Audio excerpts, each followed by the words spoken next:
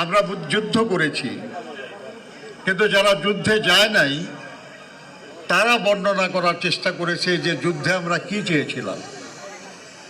তেমনিভাবে যারা 24-এর এই গণ অভ্যুত্থানে অংশ নিয়েছে তারা না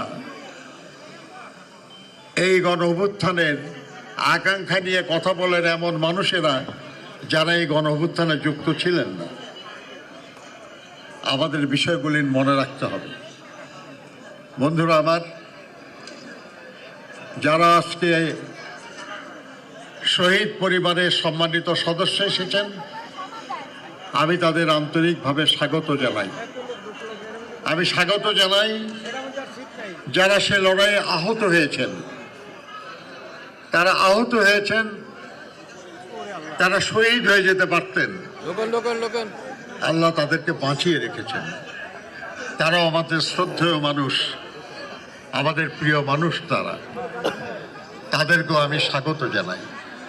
স্বাগত জানাই তাদের পরিবারের সম্মানিত সদস্যদের, যারা তাদের সন্তানদের এই লড়াইয়ে উদ্দীপ্ত করেছিলেন।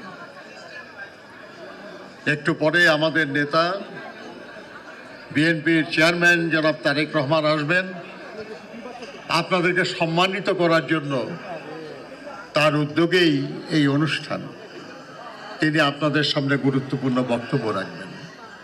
আমি পুনরায় আপনাদের স্বাগত জানাই, শ্রদ্ধা জানাই এবং আগামী দিনের গণতন্ত্র পুনঃপ্রতিষ্ঠা, অর্থনৈতিক মুক্তি এবং মর্যাদা সম্পন্ন একটি মানবিক বাংলাদেশ গড়ায় সহযোগিতা চাই।